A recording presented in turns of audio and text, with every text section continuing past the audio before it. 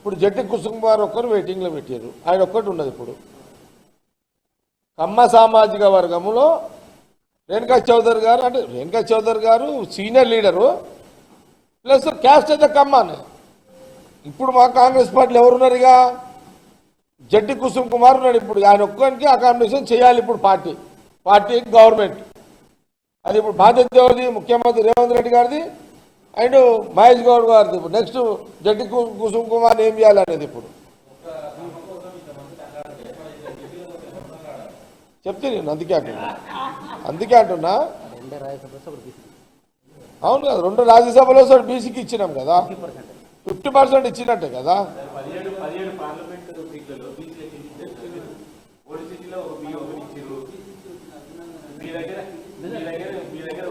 ఇప్పుడు చారి ఒక మాట చెప్పాలా? చారి జరా చెప్తాను నేను. నాకు ఈ రోజులల్లా కాస్ట్లీ పెరిగిపోయింది. ఎలక్షన్ వల్ల డబ్బులు లేనిది ఇప్పుడు ఓట్లలో మనం పోటీ చేసే పరిస్థితి లేదు. విన్నారా? ఇప్పుడు నేను మినిమము ఇప్పుడు మన తెలంగాణ రాజకీయాలు ఎట్లా నడుస్తున్నాయి? రాష్ట్ర విభజన తర్వాత తెలంగాణలో ఏం సాంప్రదాయం వచ్చింది? డబ్బుల సాంప్రదాయం వచ్చింది. అది బీఆర్ఎస్ పుణ్యం అని వచ్చింది.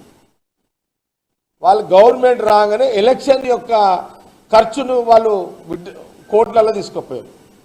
ఇప్పుడు సంగారెడ్డి జనరల్ సీట్ ఉంది, 50 కోట్లు.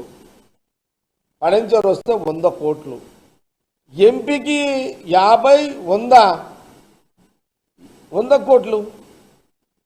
అట్లా మాటిని సార్, ఇది మొత్తం విను. ఇప్పుడు కులాలతోటి రాజకీయం నడుస్తలేదు. ఇప్పుడు పైసలు పెట్టాల్సి వస్తున్నది. ఇప్పుడు ఏ కులమో ఏ మతమో తర్వాతగా ఇప్పుడు మన కోట్ల ఇప్పుడు ఎమ్మెల్యేలు కావాలి, ఎంపీలు కావాలంటే